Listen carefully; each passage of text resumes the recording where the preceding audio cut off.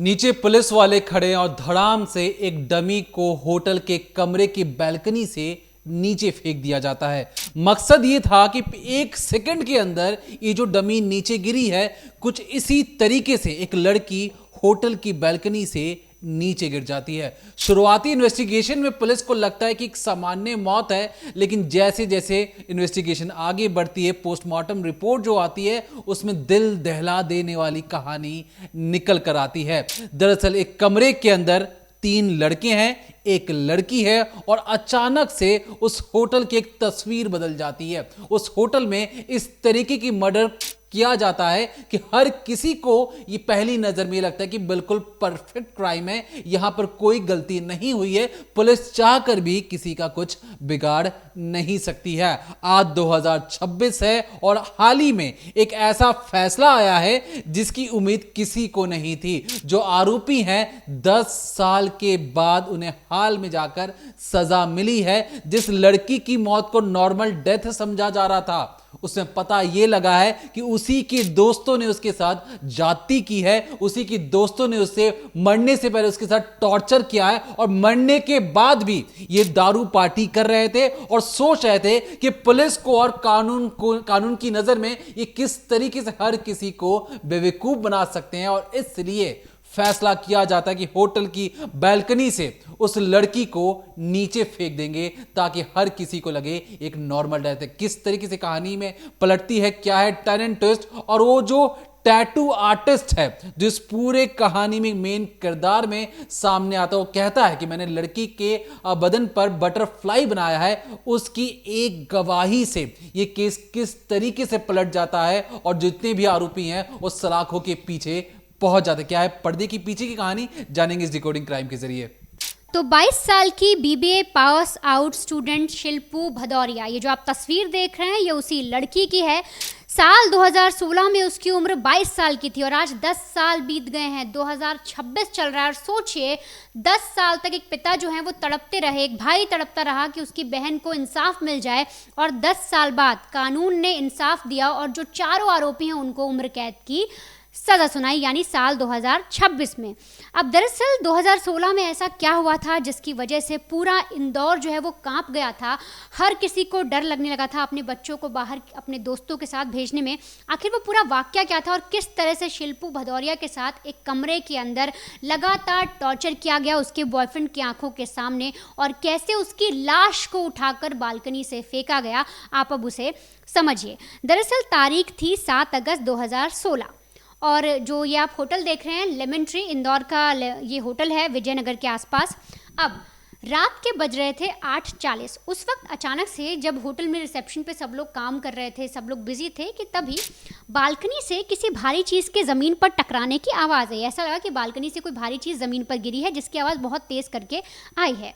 अब होता क्या है कि उधर जो रिसेप्शन के लोग थे, जो भी वहाँ पर सिक्योरिटी गार्ड या जो कर्मचारी थे, वो वापस वहाँ पर जाकर देखते हैं। बालकनी से नीचे जब देखते हैं तो उन्हें देखने को मिलता है कि एक लड़की जो उनके होटल में आई थी, उसकी जो बॉडी है वो पड़ी हुई है औंधे मुंह, जो खून है वो बह रहा है और उसकी हालत जो है वो बेहद, उन्हें लगता है दूर से देखने में कि ख़राब है। शायद उन्हें लगता है कि लड़की जिंदा है। जैसे वो लोग उसके पास पहुंचते हैं तो वो देखते हैं कि जो ना लड़की की सांसें चल रही हैं, कोई भी उसमें हरकत नहीं हो रही। फ़ौरन उसको बुलाया जाता है, जो भी लोग वहाँ पर मौजूद थे वो भी सब आते हैं।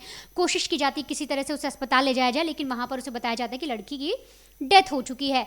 अब ये जो है पूरी चीज़ चल रही थी कि तभी इन्फॉर्मेशन निकालने की कोशिश की जाती है कि आखिर ये लड़की है कौन, क्या है। तो पता लगता है कि उसके साथ एक लड़का, आशुतोष नाम का लड़का भी उस होटल में आया था, और वो रिसेप्शन पे जो रिसेप्शनिस्ट वहाँ पर बैठी थी उनको बताता है कि इसकी तबीयत बहुत ख़राब थी, हम लोग बाहर आ रहे थे और अचानक से इसको चक्कर आया और ये चक्कर खाकर नीचे गिर गई, बालकनी से सीधे नीचे गिर गई। मैंने इसे बचाने की कोशिश की पर मैं ऐसा नहीं कर पाया।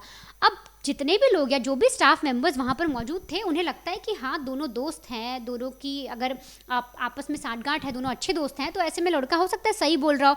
और जब ये पूरी कहानी निकल कर आती है तो लड़की के परिवार यानी कि शिल्पू भदौरिया के परिवार को भी इस मामले में इन्वॉल्व करके पूरी वारदात बताई जाती है। कहा जाता है कि इस जगह पर आपकी बेटी की जो है वो डेथ हो गई है एम्बुलेंस से उन्हें हम हॉस्पिटल भी लेके गए, लेकिन उन्हें बचाया नहीं जा सका।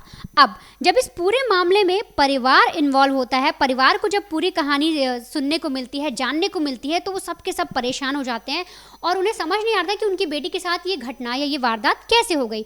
तो सबसे पहले जो पिता जब यहाँ पर पहुँचते हैं और जब वो पूरा ये जगह को देखते हैं, तो सबसे पहले उनके मन में ख्याल, बहुत सारे सवाल उठते हैं। वो बोलते हैं कि हमारी बेटी की जब हमने डेड बॉडी देखी तो उसके होंठ नीले पड़े हुए थे, बदन पीला था। तो अगर मान लीजिए कोई शख्स गिरा है या इस तरह से वो बालकनी से गिरा है, तो इतनी जल्दी उसका शरीर नीला नहीं पड़ेगा। तो उन्होंने सबसे पहले उनके मन में डाउट आया कि मेरी जो बेटी है उसकी जो मौत है वो बालकनी से गिरने से पहले ही हो चुकी थी, इन लड़कों ने मेरी बेटी के साथ कुछ किया है। यानी सोचिए, पिता ने ये सारे सवाल उठाए थे उस वक्त, पहला सवाल।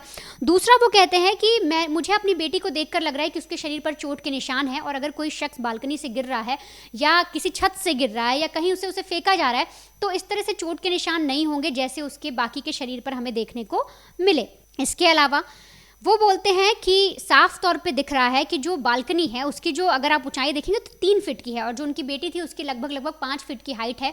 तो उन्हें ये भी डाउट था कि 3 फीट की बालकनी से कोई 5 फीट की जो शख्स है या जो लड़की है वो इस तरह से इतनी आसानी से कैसे खुद ही नीचे गिर सकती है। इसके अलावा एक और अहम सवाल जो पिता थे उन्होंने उठाया, उन्होंने सीधे तौर पे ये कहा कि मुझे पूरा डाउट है कि मेरी बच्ची के साथ होटल के जो कमरा है 418 उसमें कुछ गंदी हरकत की गई है, कुछ ऐसा किया गया जिससे मेरी बेटी की मौत हुई।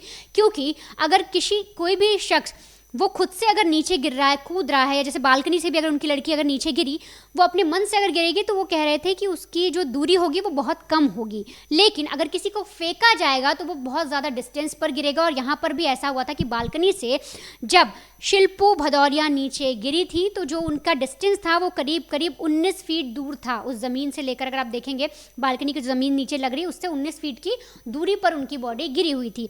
तो ये सारी चीज़ें जो हैं पिता को चीज़ें सही नहीं लग रही थी, उन्हें लग रहा था कि बहुत कुछ खराबी है। और साथ ही साथ जब ये सारी चीज़ें चल रही थी और पुलिस को जब बुलाया जाता है, पुलिस का जब इस मामले में इन्वॉल्वमेंट होता है, तो सबसे पहले लड़की की बॉडी को पोस्टमार्टम के लिए भेजा जाता है।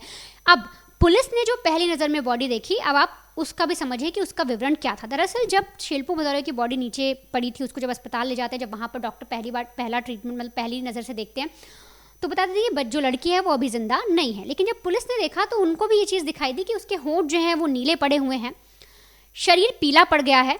इसके अलावा उन्हें दिखता है कि जो लड़की के जो कपड़े पहने उसने, जो उसका ऊपर का शर्ट था, उसके 3 बटन जो थे वो गायब थे, जिसमें से पता लगा था किसी ने उसे खोलने की कोशिश की है या लड़ाई से हुआ है। और बॉडी देखने के बाद, जो डेड बॉडी थी उसको देखकर पता लग रहा था पुलिस को कि लड़की ने शायद अपने मौत से पहले बहुत ज़्यादा जद्दोजहद की है, यानी कि किसी से लड़ाई की है।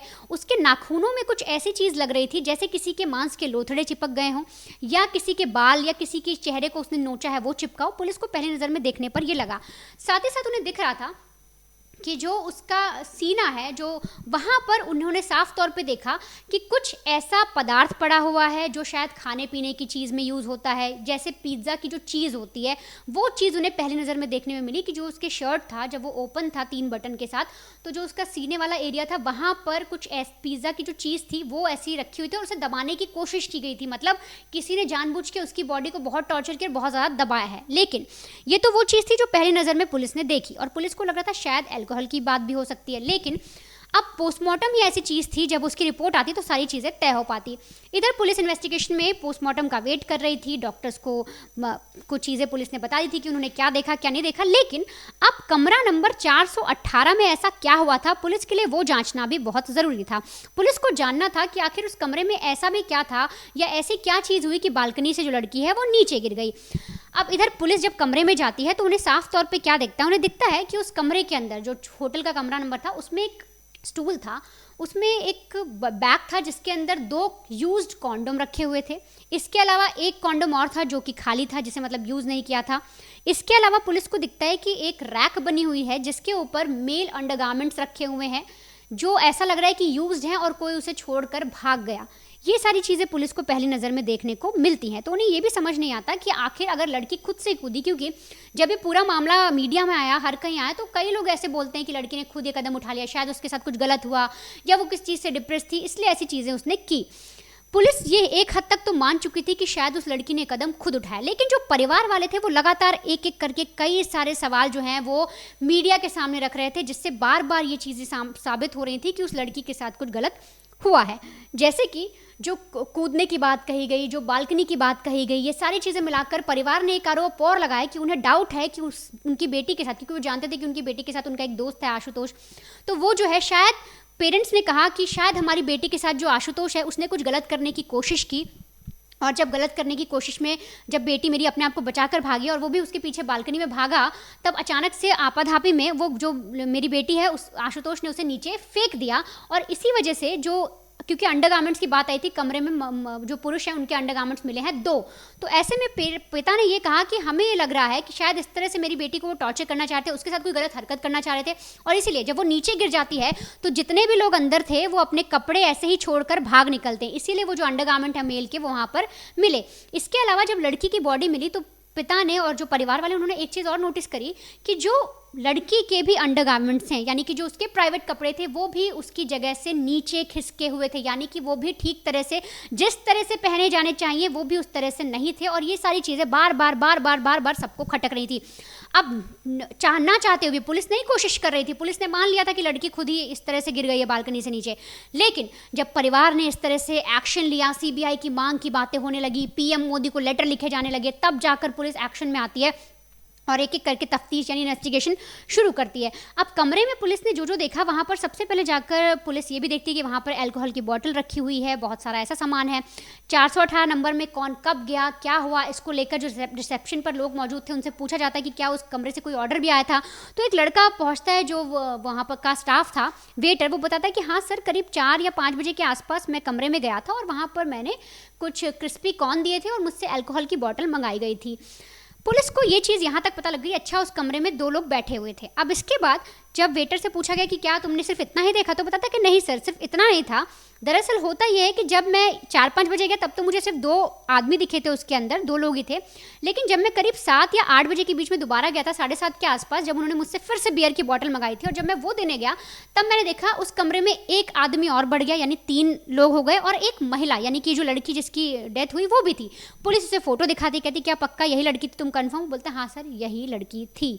अब इसके बाद पुलिस के लिए सबसे बड़ा सवाल था कि उन लोगों को जांचना कि इस लड़की के साथ, एक तो बात आशुतोष की हो रही है, बाकी जो 2 लड़के देखे गए वो कौन है, कहाँ से आ सकते हैं, और इसीलिए रजिस्टर जो बुकिंग डिटेल होती है उसको चेक किया गया, वहाँ से नाम खंगालने शुरू किए गए, वहाँ से पूछताछ शुरू की, तो पता लगा कि कमरा नंबर 418 उस होटल का बुक किया गया था नीरज दंडोतिया के नाम से। और सीसीटीवी फुटेज जब खंगालने शुरू हुए तो पुलिस ने देखा कि नीरज दंडोतिया एक लड़के के साथ, यानी जिसका नाम शैलेंद्र श्रीवास्तव था, उस कमरे में दाखिल होता दिखाई दे रहा है, और लड़की की मौत के बाद उसी कमरे से निकलता भी वो दिखाई दे रहा है। इसके अलावा पुलिस ने ये भी देखा कि जो वेटर ने बात की थी 7 से 8 बजे के बीच में, कि उसने एक लड़की और एक लड़के को भी अंदर कमरे में देखा था, यानी कि कमरे में 3 लड़के और एक लड़की थी। तो वो भी पुलिस जब देखती है सीसीटीवी में तो उन्हें दिखता है कि आशुतोष के साथ जो शिल्पू भदौरिया है वो भी सीसीटीवी में नजर आती है उस कमरे में जाते हुए, लेकिन शिल्पू का कमरे से बाहर निकलने का कोई वीडियो नहीं होता, क्योंकि उसकी तो डेड बॉडी बालकनी से नीचे गिरी हुई मिलती है, वो भी 4th फ्लोर के माले से। अब आगे जब पुलिस को यहाँ तक की कहानी पता लग जाती है, उस एक लड़के का नाम पता लगता है जिसके नाम से उस कमरे की बुकिंग थी, तो इसके बाद कैसे 3 लड़कों के बाद एक चौथे लड़के की भी एंट्री होती है। आखिर उस बटरफ्लाई टैटू का क्या राज था और किस तरह से बिना कोई अहम गवाह हुए, बिना किसी सीसीटीवी रिकॉर्डिंग के, ना ही किसी ने शिल्पू भदौरिया को नीचे गिराते देखा, ना खुद कूदते देखा, कोई भी ऐसा सीसीटीवी मौजूद नहीं था, लेकिन उसके बावजूद किस तरह से जो इंदौर की पुलिस है उसने इस केस को सॉल्व किया और आखिर कैसे 10 साल बाद कोर्ट ने उम्र कैद की सजा उन हत्यारों को सुनाई, आप वो भी जानिए। होटल के प्राथमिक तौर पे एक कॉर्पोरेट बुकिंग की गई है। अब उसमें किसने, जैसे मैंने आपको बताया, किसने चेक इन किया, कौन लोग, कितने लोग थे, कौन लोग मिलने आए थे, कब आए, कौन कब आया, ये सब विस्तृत जांच का, गहन जांच का विषय है। इन सब बिंदुओं पे थाना तुर्कोंज में डिटेल में जांच की जाए। देखिए, इस पूरे कड़ी में बंद कमरे के अंदर किसने मारा, कैसे मारा, ना किसी ने देखा, और जो तीनों आरोपी जो उस कमरे में बंद थे वो तो अपनी ऊपर आरोप लेने से ही सीधे तौर पर मना कर दे रहे थे। अब ऐसे में पुलिस को अपना दिमाग लगाकर दौड़ाना था कि किस तरीके से साबित किया जाए कि कमरे के अंदर जो चीजें हुई हैं वो एक मर्डर है, बल्कि कोई सामान्य मौत नहीं है। पोस्टमार्टम रिपोर्ट जो आप अपनी स्क्रीन पर अभी देख रहे हैं, ये चीख चीख कर गवाही दे रही थी कि उस लड़की की छाती के ऊपर बैठकर उसका गला घोटा गया है। लड़की की उंगलियों पर एक तरीके से जिस जिस इंसान के चमड़ी के निशान मिले हैं वो इन तीनों आरोपियों से मिलते हैं, लेकिन इससे ये साबित नहीं होता है कि इन तीनों लड़कों ने मर्डर किया है। अब क्या होता है, दरअसल इस पूरे कमरे में राजेंद्र नाम का एक शख्स है जो टैटू बनाता है, वो इस होटल के कमरे में आता है। शाम के 6:04 पर आर्टिस्ट जो राजेंद्र है होटल के अंदर दाखिल होता है। 6:55 पर ये चौथी मंजिल पर पहुंचता है।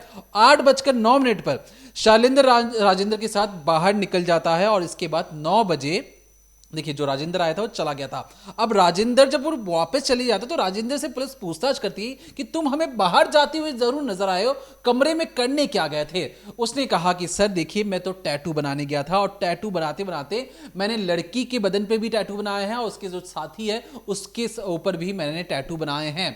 अब जब पुलिस इस चीज को समझती है कि अच्छा तुम टैटू बना रहे हो, लड़की उस वक्त बात कर रही थी, उस वक्त उतने पार्टीज में के नशे में नहीं थे कोई भी, तो परिवार या कहें राजेंद्र की बातों से ये बात तो साफ हो चुकी थी कि हर कोई एक दूसरे को जानता था, समझता था, एक क्वालिटी टाइम वहां पर स्पेंड किया जा रहा था। अब इसके बाद ना उस कमरे में कोई गया, ना उस कमरे में कोई बाहर आया, सिर्फ एक बैल्कनी से एक लड़की गायब हो जाती है, नीचे गिर जाती है। तमाम तरीकों से दावे किए जाते हैं कि लड़की एक तरीके से नशे में थी, नशे में खुद को संभाल नहीं पाई और वो बैल्कनी में खड़े खड़े नीचे गिर जाती है। तमाम तरीकों से जो परिवार ने कई सारे आरोप लगाए हैं, हम बाइट जो उनके उस वक्त के जो रिश्तेदार हैं उन्होंने बहुत सारी ऐसी बातें बोली हैं जिसे आपको सुनना और समझना चाहिए कि किस तरीके से एक लड़की की जिंदगी बर्बाद कर रहे थे ये तीनों लड़के। पहले परिवार की पूरी बाइट सुनिए, फिर आपको आगे कहानी समझाते हैं। 20 फुट दूरी पे जो जनरेटर रखा हुआ था उसका सिर उस जनरेटर पे जाके लगा, और जब उसका सिर जनरेटर पे जाके लगा तो कोई भी लड़की अगर बाय डिफॉल्ट भी अगर गिरती है, अचानक गिर भी जाती है, तो वो 2 मीटर 4 मीटर की दूरी पे गिरेगी, है ना, उससे ज्यादा तो नहीं, कम से कम 15 मीटर की दूरी पे। तो उसके साथ जबरदस्ती की गई है, जबरदस्ती करने के बाद उसके साथ बेईमानी की, धोखा दिया उसको, ठीक है ना। उसके बाद उसको वहाँ से फेंका गया। 4 मंजिल से कोई किसी की हिम्मत नहीं होगी अपने आप गिरने की, और कोई गिरेगा भी तो इतनी दूर नहीं गिरेगा। ये पूरी साजिश है, घटना है, ये मर्डर। ये काम पूरा पुलिस का है, पुलिस को पकड़ना चाहिए, पुलिस को उठाना चाहिए। अब क्या हम भागे उनको लड़कों को ढूंढने के लिए कि अपनी बच्ची को देखें हम, कि अपने परिवार को देखें हम। होटल वाले तो ऐसी करा रहे हैं अपनी, होटल वाले खुद पूरी सारी जितनी भी चीजें थी। आप एक चीज बताओ मुझको, कोई भी रूम सीज हो गया, ठीक है ना, जब तक परिवार कोई घर का सदस्य नहीं पहुंचेगा तो रूम खुला। अब परिवार वाले यूं ही आरोप नहीं लगा रहे थे। दरअसल जो पोस्टमार्टम रिपोर्ट आई है उसमें यह साफ तौर पे लिखा है, जो आप अपनी स्क्रीन पर भी देख भी रहे हैं, पीठ और ब्रेस्ट पर दबाव के निशान हैं। ऐसा लगता है कि हाथ या तकिए से उसका गला घोटा गया है। इस रिपोर्ट के मुताबिक शिल्पू के अंडरगारमेंट्स की कमर से नीचे तक खींचकर उतारे हुए मिले थे। होटल के रूम में जो अलग अलग जो इंसानों के अंडरगारमेंट्स भी मिले थे, और यही नहीं, यहाँ पर जो नील्स में जो आप सेकंड लाइन देख रहे हैं, इस नील्स में चमड़ी होने की बात कही जा रही है। जब इसका डीएनए और लड़कों का डीएनए मिलाया गया तो मतलब वहां पर झगड़ा हुआ था। जब पुलिस इन तीनों लड़कों को, जिसकी तस्वीर आप अपनी स्क्रीन पर भी देख रहे हैं, इनसे कड़ाई से पूछताछ करती है तो ये अपना मुंह खोलते हैं और कहते हैं कि सर देखिए, एक्चुअली ये जो लड़की है कॉर्पोरेट में काम करती है, हमने इसे एक तरीके से चाय पिलाने के बहाने होटल में लेकर गए। वहां पर हमने जो आशुतोष था वो वहां पर बैठा था, लेकिन कमरे में 2 लोग और पहले से मौजूद थे। तो लड़की को पहले अटपटा लगा, लेकिन पार्टी का बातें कर उन्होंने कहा कि क्वालिटी टाइम स्पेंड करके तुम वापस अपने घर चले जाना। और वहीं पर ये लोग पार्टी करना शुरू करते हैं। पार्टी करते करते इनके बीच में कुछ इस बात को लेकर झगड़ा होना शुरू हो जाता है कि कौन इस लड़की के साथ गंदी हरकतें कर सकता है। यहां पर लगातार विरोध कर रही थी कि मैं इन सारी चीजों से वाकिफ नहीं रखती हूं, मैं वैसी लड़की नहीं हूं जैसा आप लोग सोच रहे हैं। और इसी गुस्से में कि ये हम लड़कों की बातें क्यों नहीं मान रही, तुम लड़की हो, तुम्हें झुक के रहना पड़ेगा। ये जो सोच थी, ये जो ईगो था, नशे की हालत में ये बार बार उस लड़की को जलील कर रहे थे और मजबूर कर रहे थे कि हम तुम्हें पैसे देंगे, तमाम वो चीजें करेंगे। इसके बाद वो उसका गला घोटकर मौत के घाट उतार देते हैं। उसके बाद भी उसे मारते रहते हैं, नोचते रहते हैं। ये लड़की अपने आप को बचाने के लिए उन्हें नोचती भी रहती है, लेकिन ऐसा कुछ नहीं हो पाता।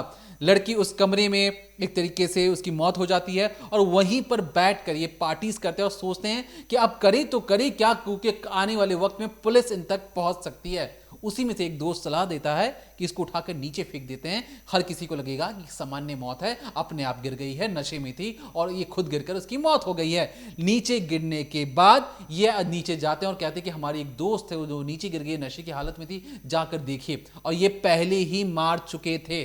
सोचिए इन हैवानों का जो दिमाग कितना काम कर रहा था नशे की हालत में भी। ये अपनी दोस्त या जिसे जबरदस्ती कह रहे थे कि हमें फेवर करो, हमारे साथ संबंध बनाओ, लेकिन लड़की ने मना कर दिया और उस ईगो में ये लड़के इस लड़की को मारकर एक तरीके से ढोंग या कहें ऑस्कर लेवल एक्टिंग करना शुरू कर देते हैं।